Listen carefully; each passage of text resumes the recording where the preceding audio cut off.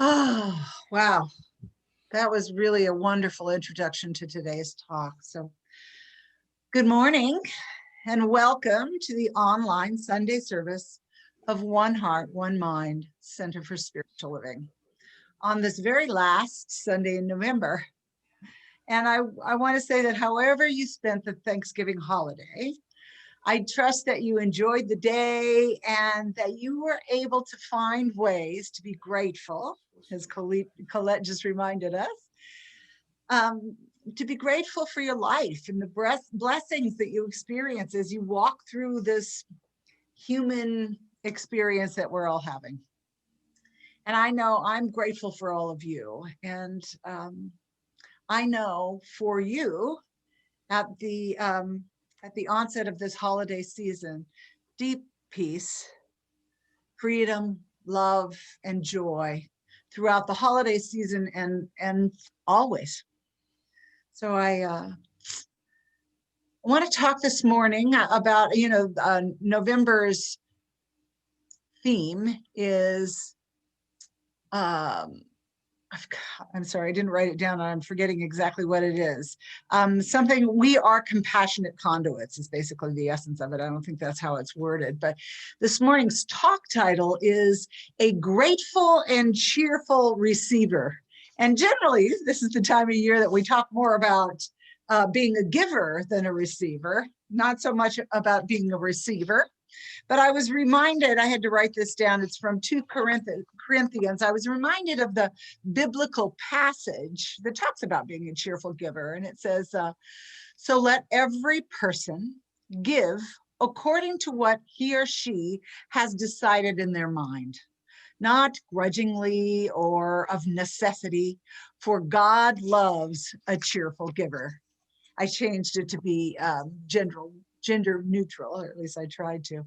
And so this morning, we're going to add to that valuable and very true idea by saying that it is also true when it comes to receiving as well as to giving. Giving and receiving are so interconnected that we might even say that they're one and the same thing, two sides to the same coin. We can't really have one without the other.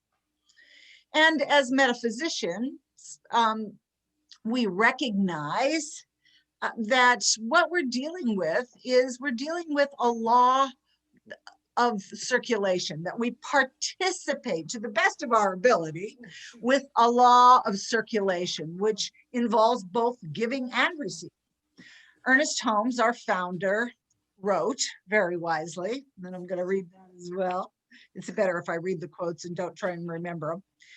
It is only as we allow the divine current to flow through us, on and out, that we really express life. The law of giving and receiving is definite. And we give and receiving through standing in the current and the flow of that divine life, which we talk about all the time. And just like when we draw in our breath, we have to exhale to give back to complete that cycle. So is the cycle of the law of circulation and the cycle of receiving and giving and receiving and giving, which is endless. And we receive from the infinite givingness of spirit flowing through us, and it fills us up, and it inspires us to give back to life from that same infinite flow. Paulette, could you, someone needs to mute. No problem, just mute yourself. Thank you. So I've noticed, and I'm sure that you have too, that some people are better at giving than receiving, and other people are better at receiving than giving. And if I'm completely honest about it, I have to admit that there are times when I practice being better at giving just to hide my discomfort with receiving. Anybody else ever do that? Somewhere along the line, I seem to have internalized the idea, which turned into a belief, that giving was much more important than receiving, that there's something more inherently spiritual about giving than receiving. But the natural flow of the law of circulation teaches us that receiving is just as important.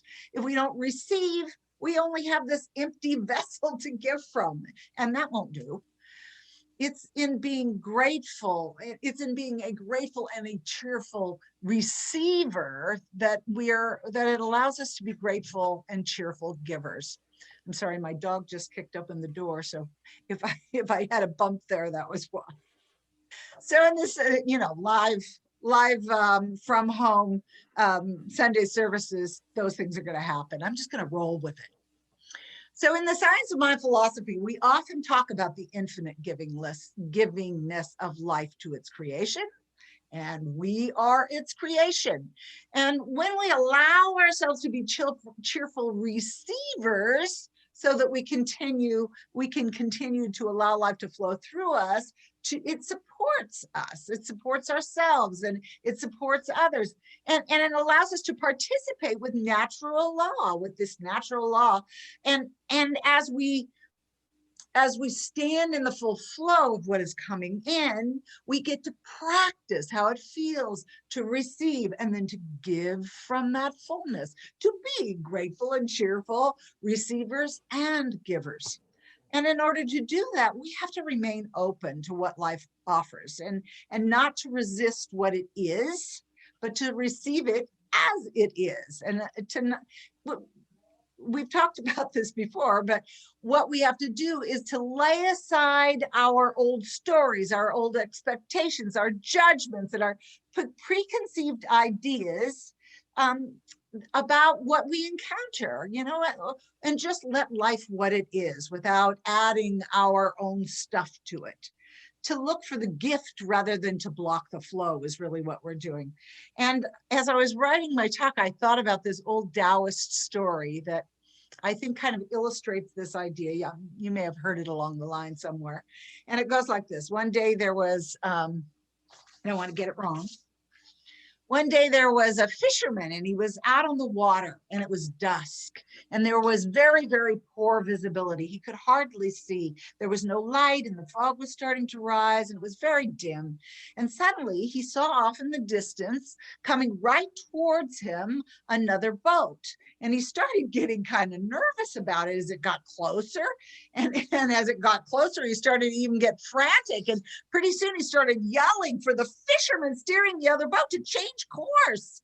And when the other boat was just about to ram into his, he unleashed this hysterical rant filled with expletive about how the other fisherman's morals were lacking, and his intellectual incompetence was showing. And he used a bunch of other words, but we're not going to say them here.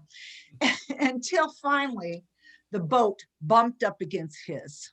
And it was at that moment that he discovered that the boat he had been screaming at and shouting all these expletives was empty, and it was simply adrift. Wow. And the lesson of the story comes at the very end, as the author wrote, see if I can remember it. If you can empty your own boat as you cross the river of the world, no one will ever oppose you, and no one will seek to harm you. Had the fisherman not written the story in his head that somebody in the other boat was out to get him, he would have been able to stay calm and probably would have responded much differently than he had. So what does it mean to empty your boat? In the Science of Mind tradition, we're invited to release our resistance to things we find unfamiliar or uncomfortable, things that we imagine will be these empty boats bumping up against us. Anything that reminds us of any old feelings or any ways of being from our past, anything that we'd really like to avoid. We need to empty out any of these old things. And sometimes we don't even realize we're holding them, and we don't even realize it until we're in the midst of the situation and something has pushed our buttons that we're getting into that old story, that we block or resist the flow of life that wants to move through us. And the reason to empty our boat is to be present to any experience as it comes, and not to lay our old stuff on it, and not to listen to that chatter of thoughts in our head. Anybody else have that chatter of thoughts in your head?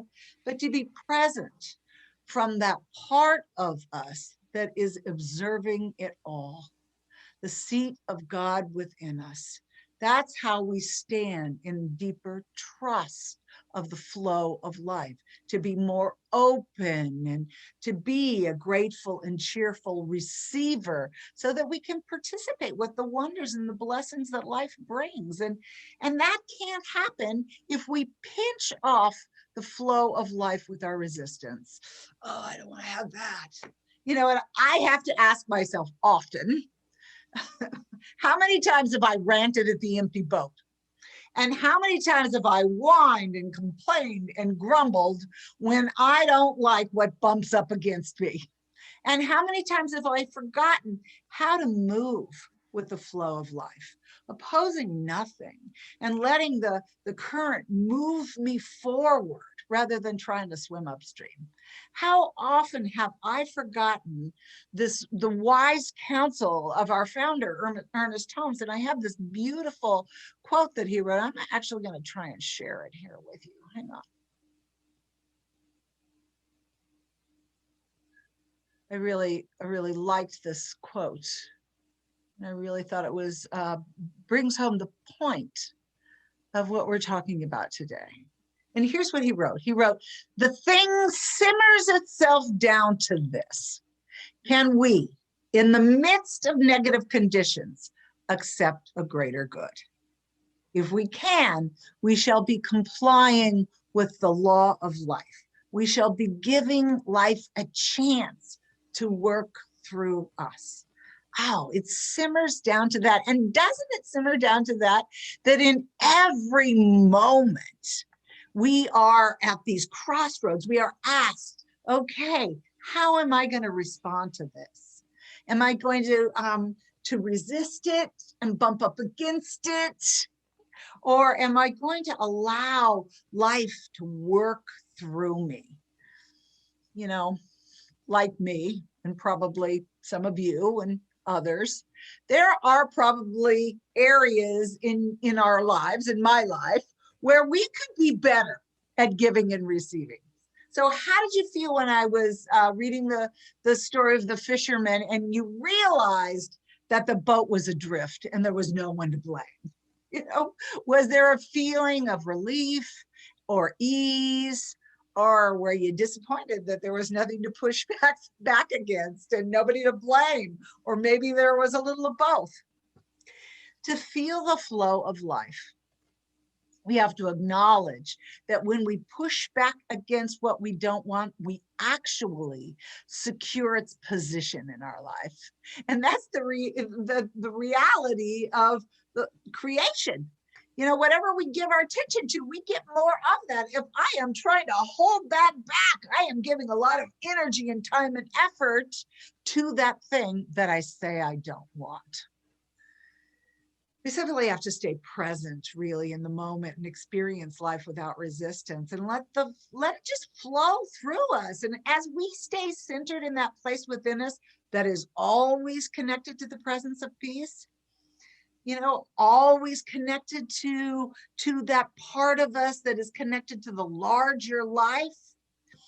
When we stay connected to that place, we realize that we don't have to fight to scream at the empty boats. We can just let them be and just engage with them. And the more we do that, the more we practice being present in the moment, the easier it gets. And how we react or respond to life is what we create or co-create.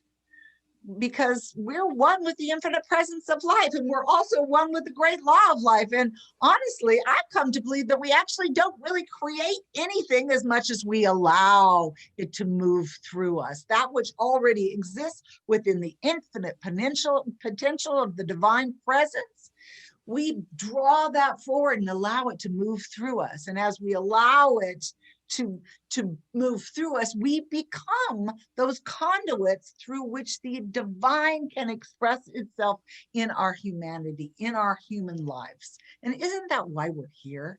Is to express our divine nature into form, into our human lives. And isn't spirit really experiencing itself in all the variety of things that we encounter when we are open and allow it to just be? Well, it's experiencing itself through us all the time, but isn't it more pleasant when we allow spirit's nature to run the show? You know, and it might seem odd sometimes in the midst of the buzz of life's activity, which is all moving around us all the time, that the most effective thing we can actually do is to sit silently in inactivity and work only with mind, or do that as we're moving through our world. When we sit quietly in inactivity, it is easier for us to remember how to do it when we're in activity, you know? And as counterintuitive as that might seem, I've proved it to myself over and over again that it's true, that everything begins in mind and everything begins from this place. And if I want to experience more of the good and the love and the beauty that is available to me through this place of my connection, then that's where I start. And certainly there's a time for action in the world, but first we have to sit silently and listen to the nature of life moving through us. We have to sit quietly and come into relationship with what is, and then we can easily empty out our boat. and then what's in the way of my, that's what's in the way of my peace and my good. And once I empty my boat and don't have all that stuff getting in the way, then I can experience what bumps up against me in a more peaceful way without reacting and just letting it be. Our actions are most effective when we begin with non-action, because we know everything is an expression of mind or consciousness. We know it. That's what we teach. When we say God is all there is, we're saying that everything exists within the activity of God.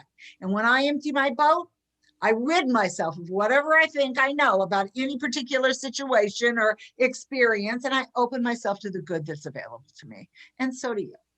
We're the instruments through which what already exists in infinite mind expresses itself.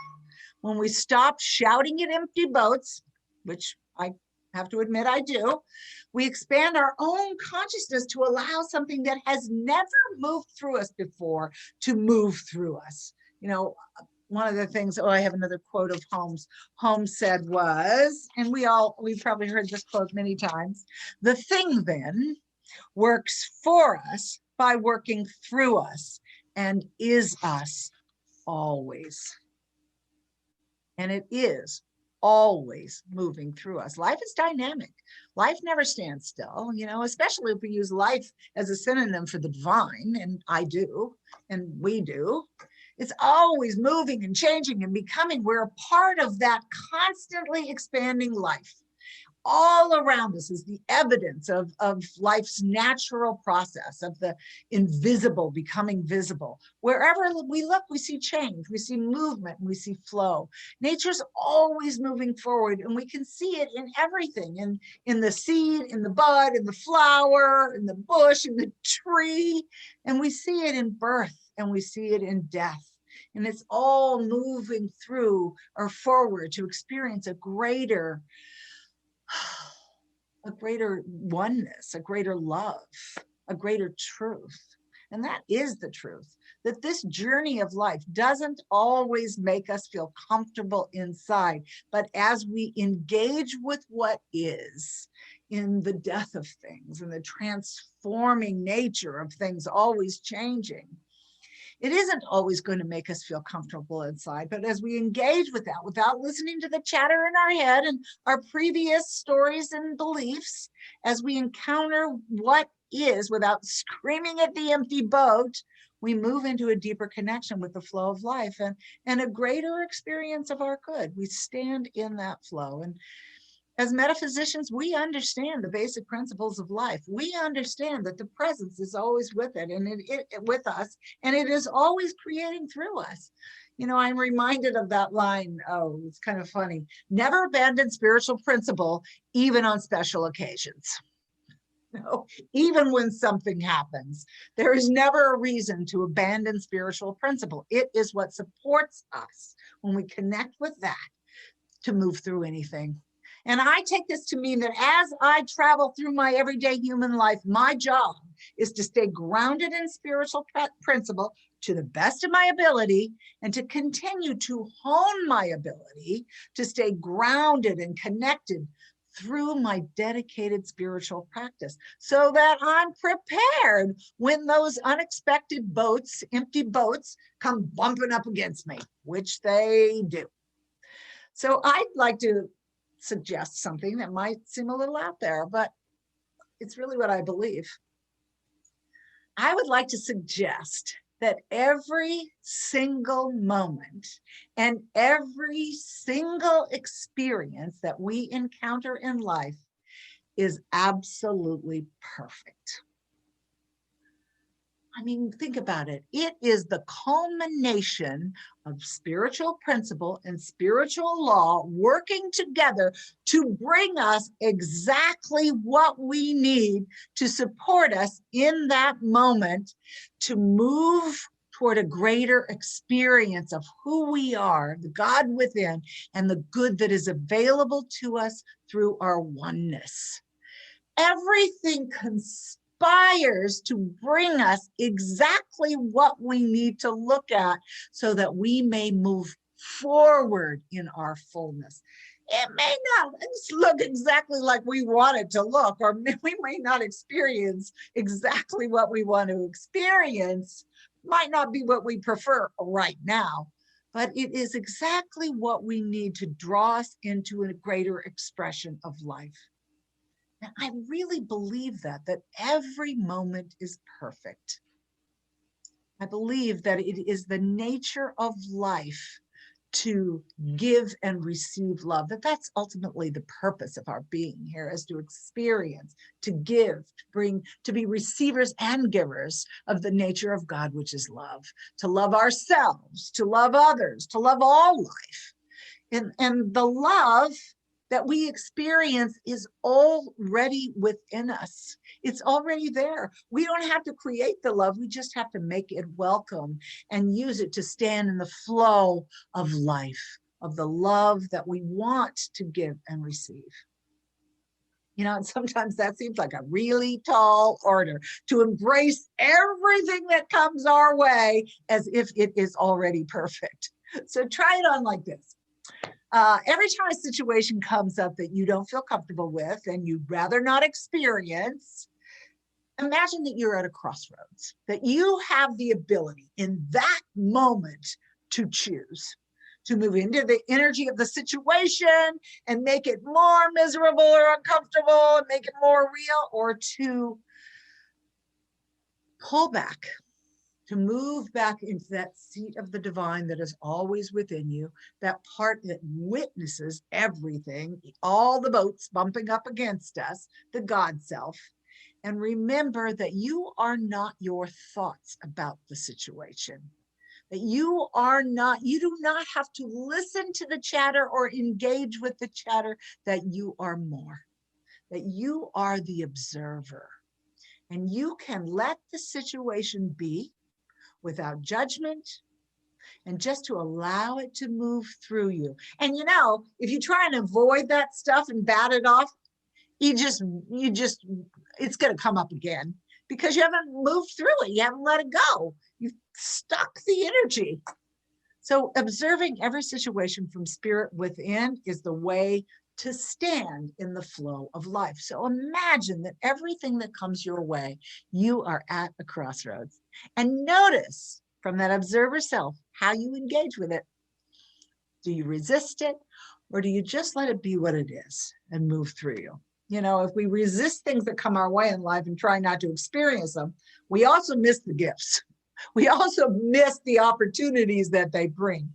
And so I want to talk about one of the most powerful tools that we have at our disposal to recognize the opportunities in any given situation. And it's appropriate for this time of year, and it is gratitude. We love to talk about gratitude. Gratitude raises us up into a higher resonance and a higher vibration of life. It's a very popular tool to use, especially this time of year. And I pulled out Pam Grout's book, E Cubed, because she talks a lot about gratitude in her books. And I ran across this, I'm going to share it. I ran across this quote that she had in the book, and it's, hang on a minute, I'm going to share my screen. It's from a woman named Melanie Beattie, and she wrote a book called Codependent No More. And I love this quote that she wrote. It's about gratitude. Hang on a minute. Here it is. You'll love this. At least I think you will. Gratitude unlocks the fullness of life. It turns what we have into enough and more. It turns denial into acceptance, chaos into order, confusion into clarity, and it can turn a meal into a feast, a house into a home, and a stranger into a friend. I just love that. It is. Gratitude is such a transformative experience in our life. I really love that quote. And it's right after the quote that she has in this book that she tells this great story. I'm going to tell this story.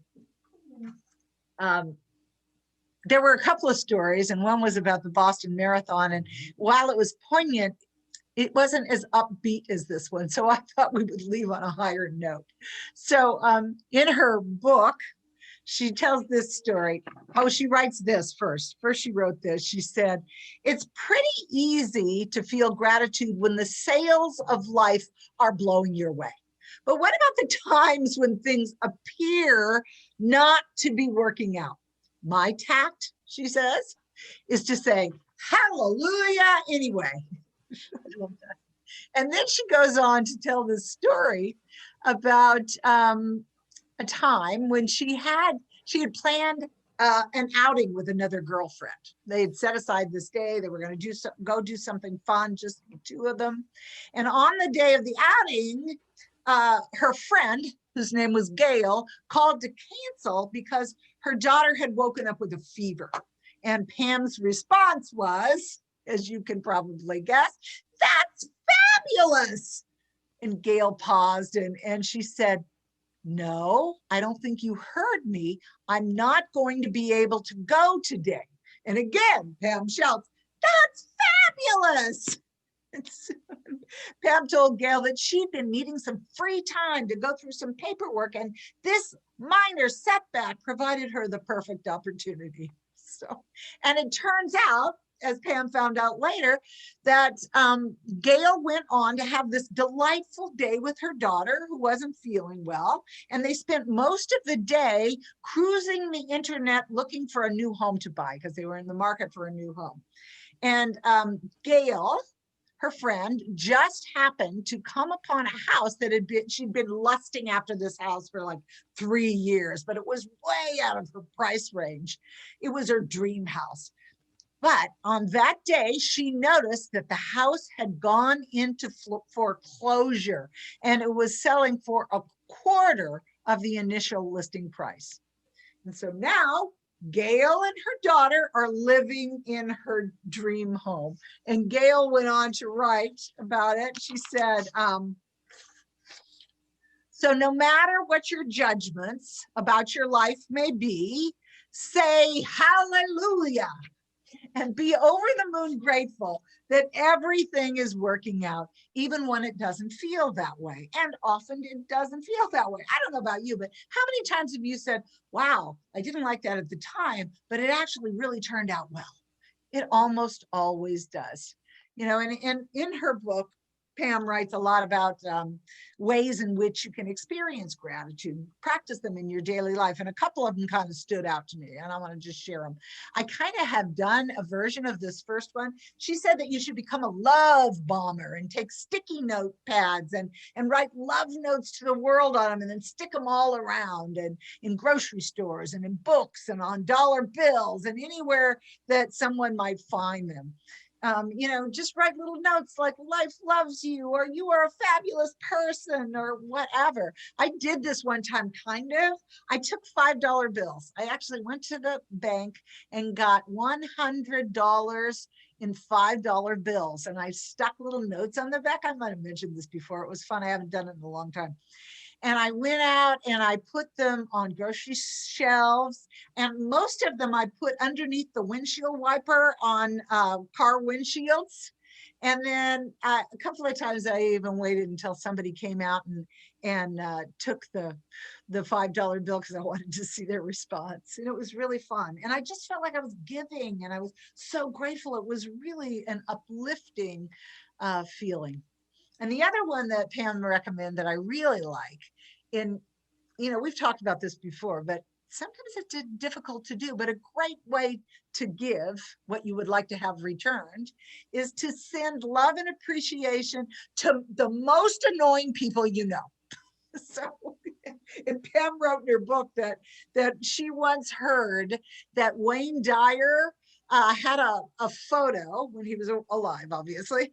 He had a photo of Rush Limbaugh on his altar. And it was in there among photos of all these other spiritual masters like St. Francis of Assisi and Jesus and Lao Tzu. And Pam Gratz suggests that this offers us a PhD in unconditional love. So I love that. So I'm thinking I'm going to pick somebody who really pushes my buttons. And rather than just ignoring and shoving those buttons out of the way, I'm going to look at why they have pushed those buttons and to offer love, kindness, and appreciation for anything I can think of for that person. Because what we give comes back to us. That's what we receive more of. We're putting our attention on it. And I don't want to hold that for anyone, any ill will. I don't want that returning to my life. I want life to be a celebration and an expansion of what is good, as Holmes tells us to be for something and against nothing. And that's what that does. So here it is. This week, I invite you to practice taking things as they come, to empty your own boat first. So when these other empty boats come bumping up against you, you can't greet them like Pam Grout with a hallelujah, that's fabulous, instead of, oh man. Be a cheerful, grateful, and cheerful receiver so that we can be a grateful and cheerful giver and keep that law of circulation going in our life, to be open and willing to allow the flow of life to move through you, to satisfy your heart in a way that it's not been satisfied before, to be truly a grateful receiver and giver. So let's take a nice deep breath in.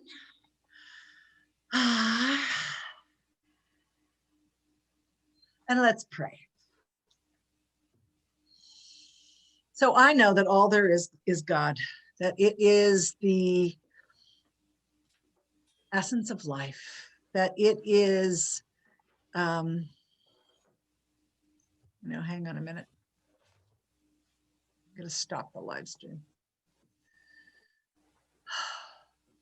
I know that all there is God, that it is the essence of life and the only thing that truly exists. And we all live within its embrace, within its beating heart, within its life. Our lives are within the activity of the divine, and we are one with it. And within that activity, everything that we desire, everything that we imagine we need, everything that our heart is longing to have is available. It's already there. We sit in it already. So I speak my word for and about each and every person that is present on this call and each and every one that is not. There is an opening, a cracking open, a shift in our consciousness that allows us to sit in what already is available to us and let it flow through our lives. The beauty, the wisdom, the love, the purpose, the gentle, fulfilling essence of love is moving through us in a new way that we experience with great joy. So I know this for each and every person on this call and all of life throughout our beloved planet Earth and the universe itself, that we enjoy the gifts of spirit as our own, for truly they are. And we sit in gratitude for these and all the things that we experience, whether they're comfortable or not, knowing that life is love and that life is bringing to us the fullness of the purpose of life, which is love. So I just relax in that, knowing all is well. And together we say, and so it So it is. is. Ah.